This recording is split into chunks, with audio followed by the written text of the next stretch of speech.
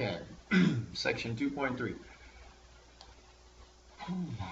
More about differentiation. This is called the product and the quotient rules.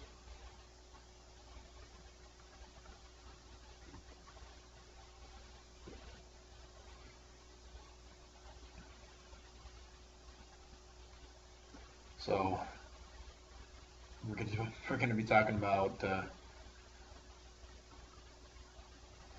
finding a derivative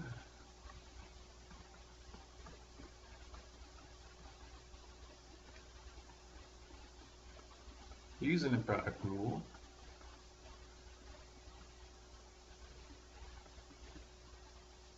Find a derivative using the quotient rule. We're going to talk about more trig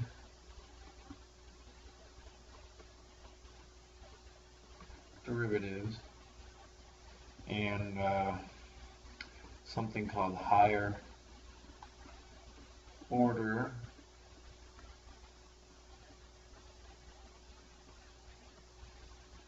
derivatives.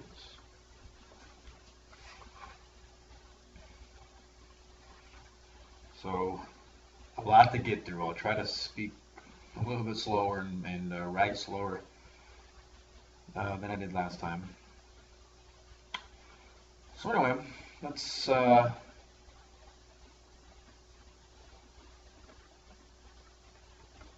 get into the product rule here.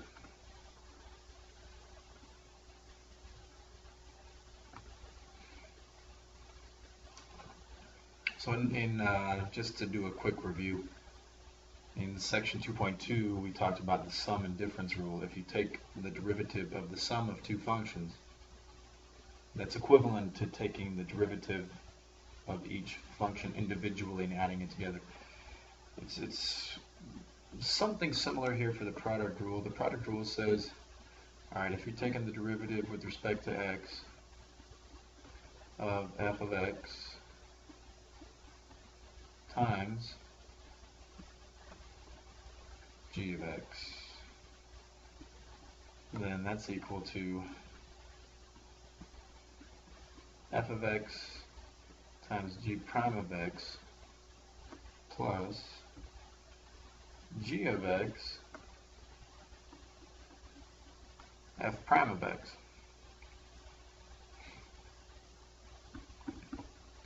So it's pretty useful in finding derivatives that otherwise would be kind of cumbersome, I guess, with the arithmetic involved. So here's an example of using the product rule. Let's say we have y equals quantity 3x minus 2x squared times the quantity 5 plus 4x.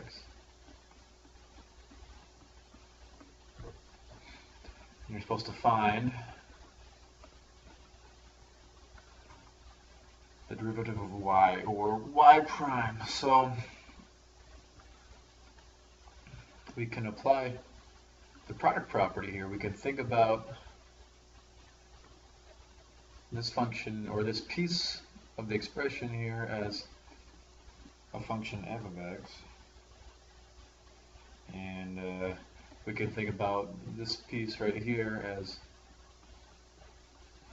g of x. So we're taking the derivative of the product of really two functions here. So we can follow this pattern, fg prime times g f prime.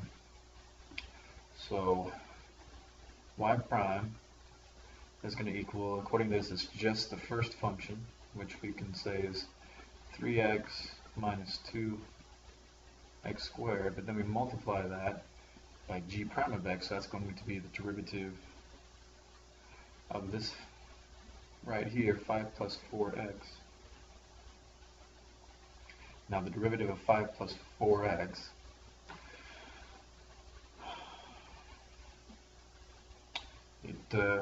guess depends on how much you remember from last time's lesson, 2.2. If we're taking the derivative with respect to x of 5 plus 4x, that's what we're talking about right now. You can apply the sum property.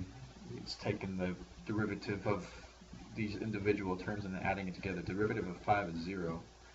The derivative of 4x is just 4. 0 plus 4 is 4. So the derivative of this piece is just 4. And then we add g function, which is 5 plus 4x, and we multiply that by the derivative of f. Okay, so we need to multiply this by the derivative.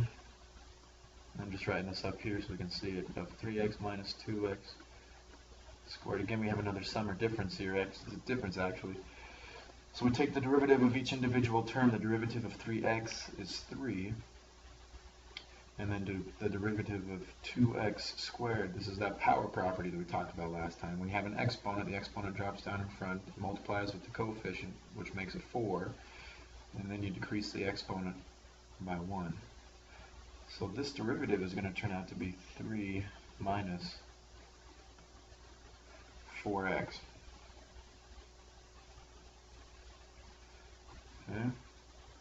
Now, we've got to simplify this here a little bit. Distribute the 4. So we're going to get 12x minus 8x squared. And then here we have to multiply these two binomials together. So we're going to get 15 minus 8x minus 16 x squared. And then if we combine like terms, we're going to get negative 24 x squared plus 4x plus 15. Now this was finding the derivative using this product rule. It's not the only way. You could have taken the original expression here and multiplied these two binomials together. So we would have gotten, let's see, we would have gotten 15x from here to here, and then that's a 12x squared. And then here to here, that's minus 10x squared. And then from here to here, that's minus 8x to the third. 12x squared minus 10x squared, that's just 2x squared. So after multiplying these together, we could have just found the derivative of this polynomial by taking the derivative of each piece. The derivative of 15x is 15.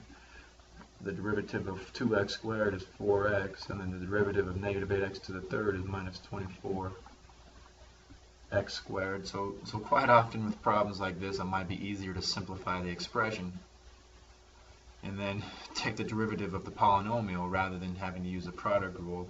In some cases, it is faster, but there are a lot of cases where you do want to use the product rule, so it's worth practicing. Okay. So here's one I want you to try on your own. Part B. Let's say that f of x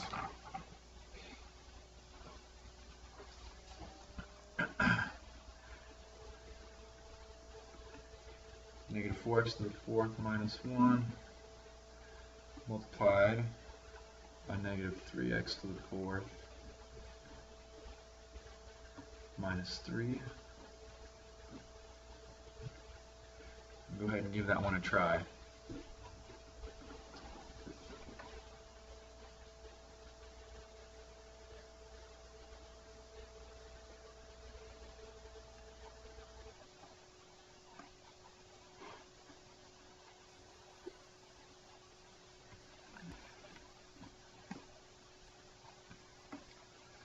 So f prime of x, if we're going to use the product rule here, then we would take just the first piece here, negative 4x to the fourth minus 1 times the derivative of the second piece. So the derivative of the second piece here, if you apply the power property, you can drop down to 4, multiplies the negative 3, that makes negative 12. And then you decrease the exponent by 1. And now we add the second piece here, negative 3x to the fourth minus 3, multiplied by the derivative of the first piece, which is going to be negative 16 x to the third. Now we simplify. So, multiply the negative 12x to the third inside here, we're going to get 48x to the seventh plus 12x to the third, and then multiplying this here, we're going to get plus another 48x to the seventh plus 48x to the third. And combining like terms, we're going to get 96x to the seventh plus 60x to the third.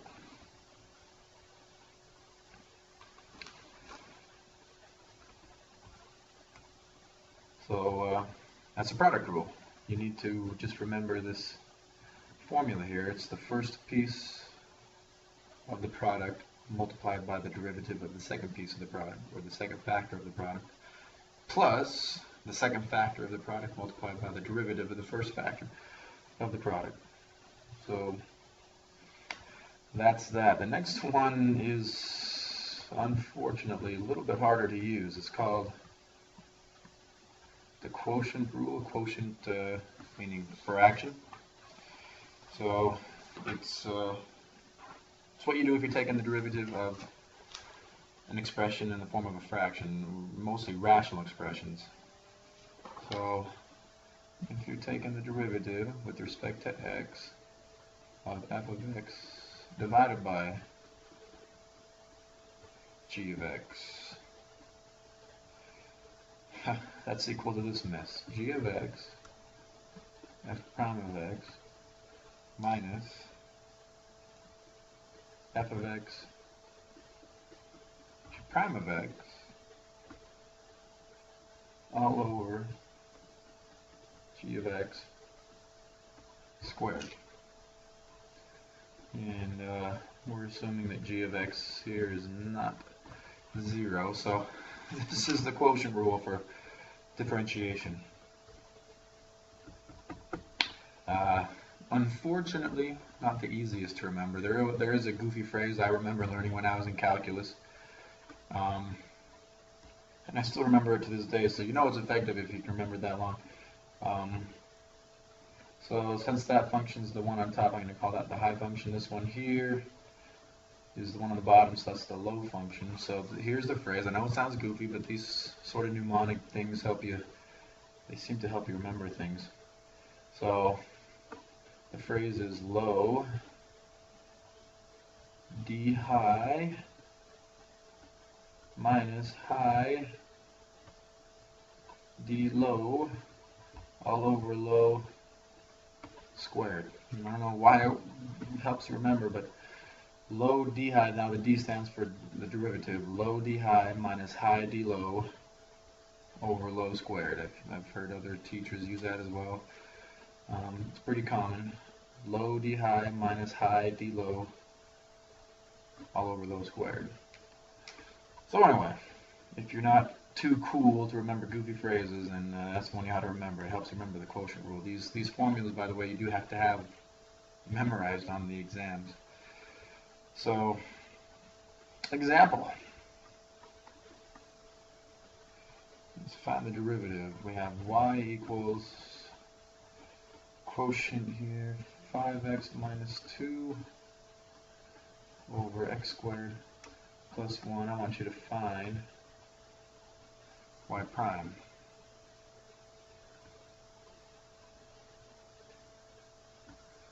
So we'll do this one together, then I'll give you one to work on. alone. Y prime. Alright, it's time for that goofy phrase. Low d high, so the derivative of the high function or the top function, the derivative of this is 5 minus high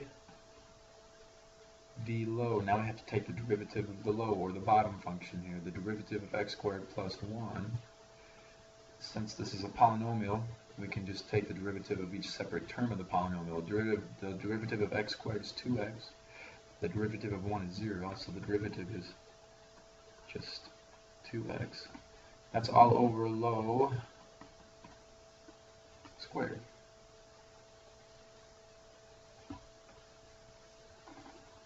Okay, just I got to simplify now. This is 5x squared plus 5 minus 10x squared minus 4x all over x squared plus 1 squared.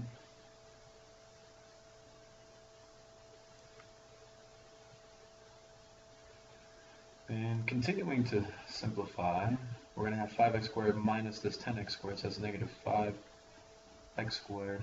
We have this minus and that minus for the 4x, which makes a plus 4x, and then plus 5, so that's the expression in the numerator.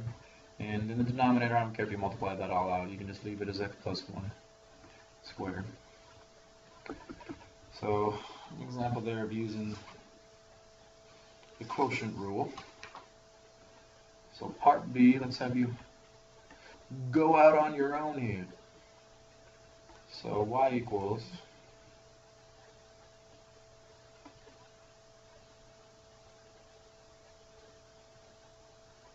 the quotient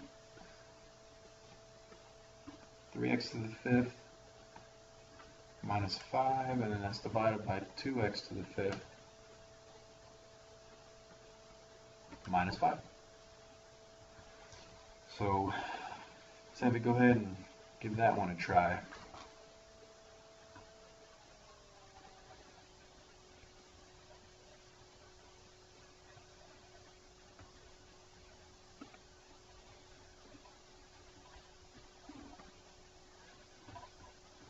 Okay, so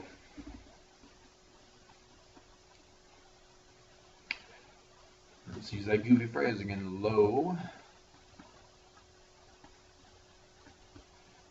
d high, the derivative of the top function, so the derivative of this. If you use the power property here, you're going to drop down the exponent to the front of this term. Multiplying the 3 makes 15. And then you decrease the exponent by 1. And then the derivative of a constant is just 0. So this is low d high minus high d low. So if we take the derivative of the bottom function here, that's, again, we're going to drop down the exponent. Multiplying the coefficients makes 10x to the 4th all over low squared.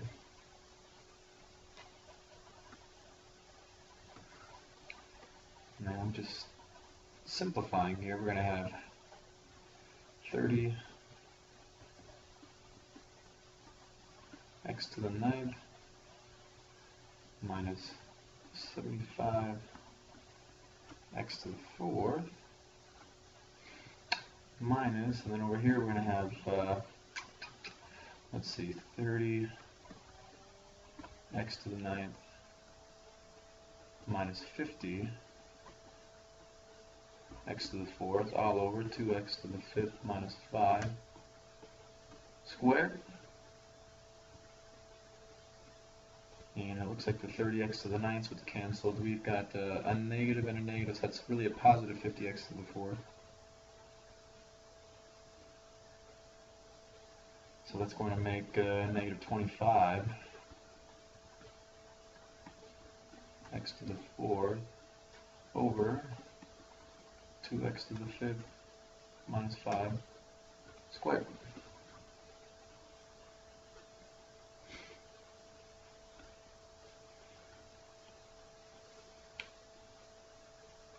Okay.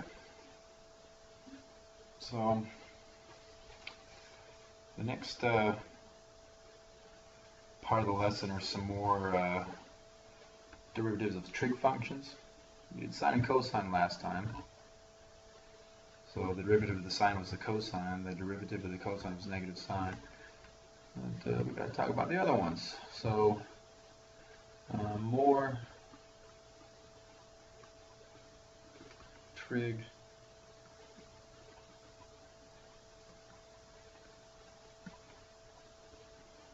derivatives.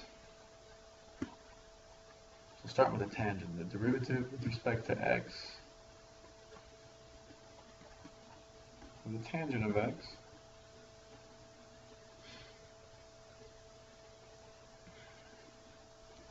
that's equal to the secant squared of x. The derivative with respect to x of the cotangent of x. This is negative cosecant squared.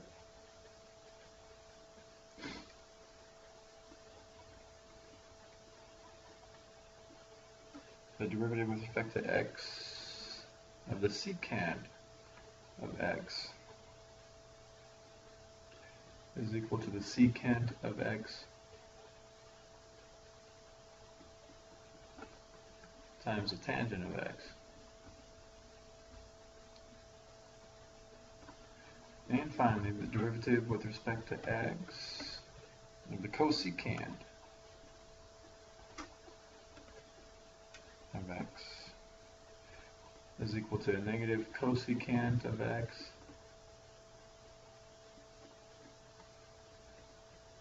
cotangent of x.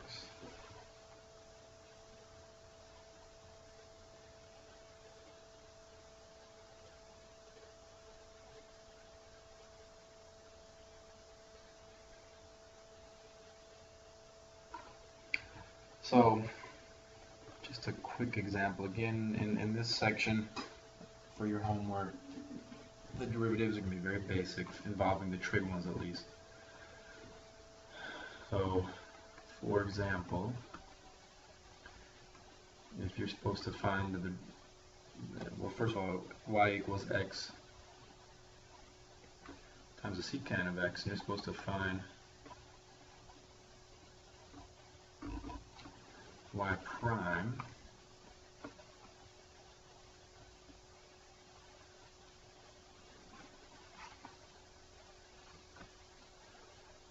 well, first thing to notice is there's a product right there, x times the secant of x. So this has got to be a product property or a product rule.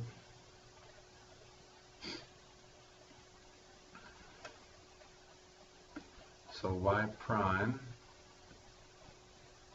is going to equal the first function or the first factor of the product, which is x, multiplied by the derivative of the second factor. And the derivative of the secant is secant of x tangent of x plus, now we just do the second part of the function, secant of x times the derivative of the first part of the function, but the derivative of x is just 1.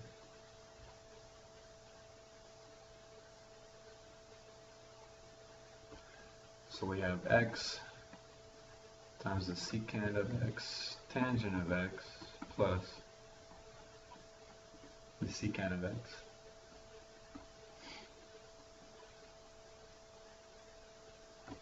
Now if we wanted to go one step further, it wouldn't be a bad idea. We could factor out a secant of x, and that's going to leave x times the tangent of x plus 1.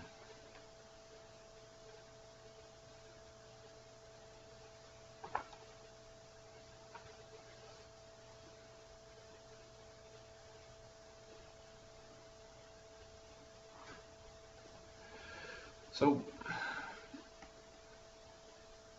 let's get on to this last objective here, higher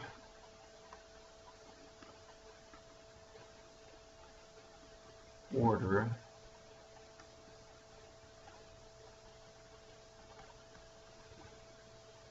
derivatives.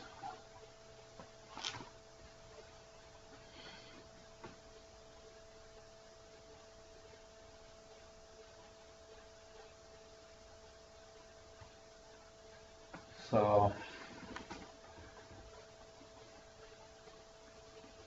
given some function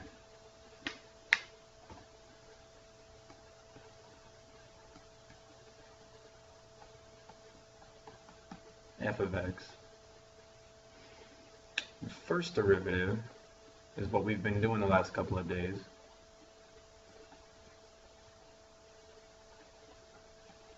Is denoted by f prime of x. So if we had some, you got to imagine if we had some function f of x equals, I don't know, x squared plus 5x or something like that. If we took the first derivative, f prime of x, we would, well, so if we're thinking of that function, x squared plus 5x, then the derivative would be 2x plus 5, or the first derivative rather. Well, we can then take the derivative of the first derivative. That's called the second derivative. So we have second derivative is denoted by f double prime of x. This is what's called a higher order derivative. The first derivative is the derivative of the original function, but then the second derivative is the derivative of the first derivative. So it's considered a higher order derivative. So if we're using this as an example, this is f prime of x here, but then f double prime of x would be the derivative of that, which is just 2. And then we could do f triple prime, the third derivative.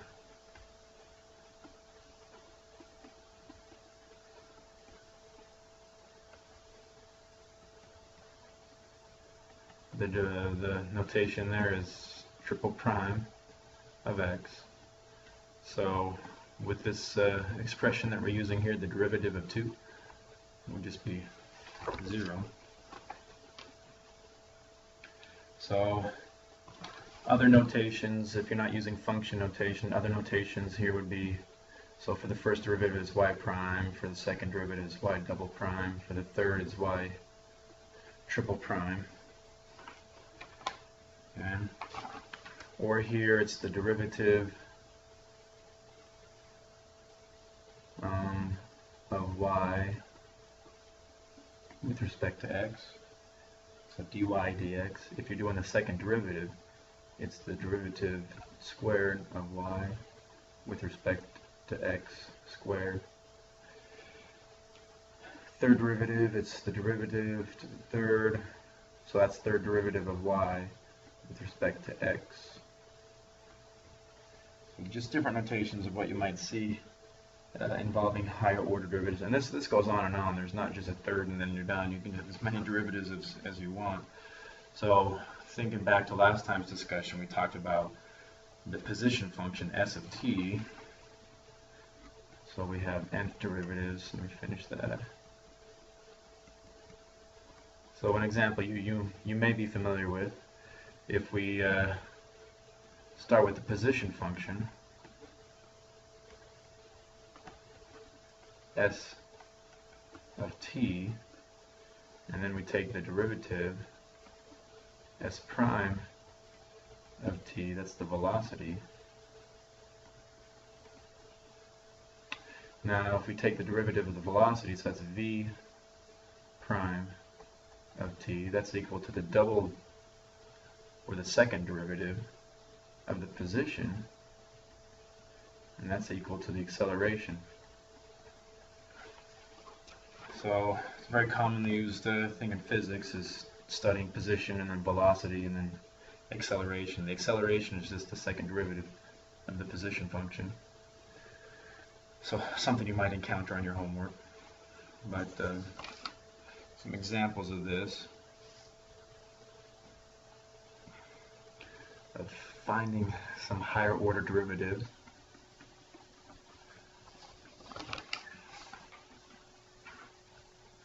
So let's say that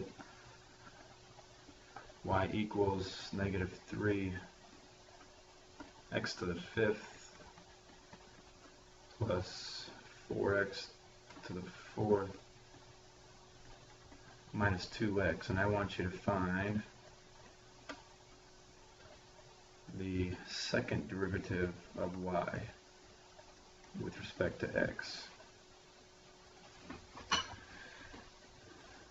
So then you say, all right, y prime, you first have to find the first derivative. And since this is a polynomial, it's made up of the sum and difference of individual terms. You just take the derivative of the individual terms.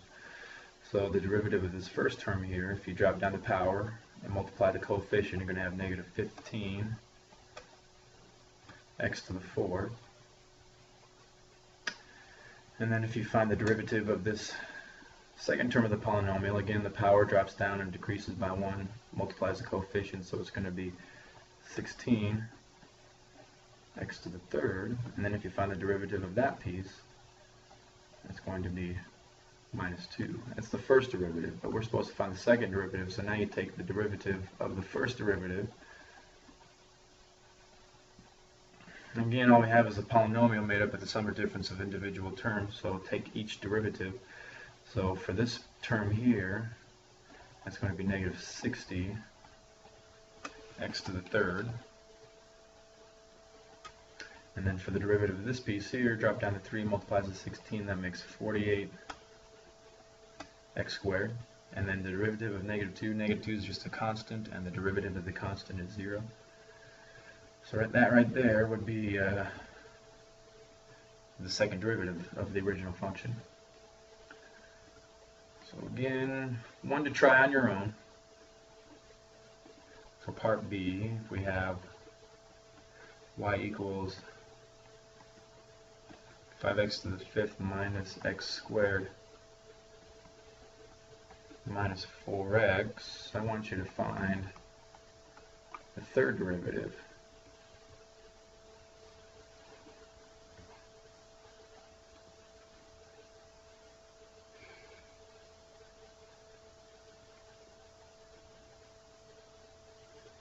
So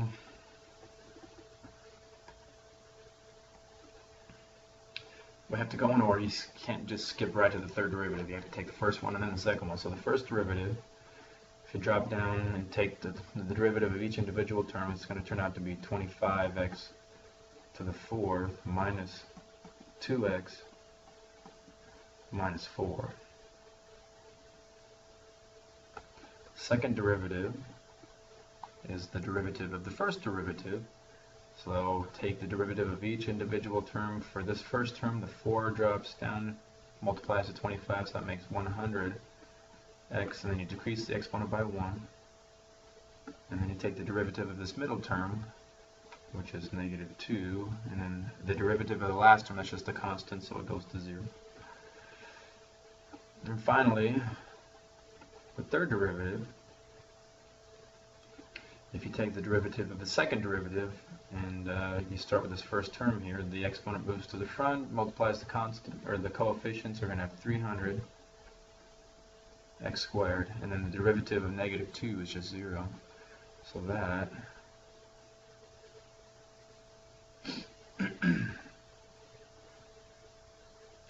that's the third derivative. And that's it for section 2.3.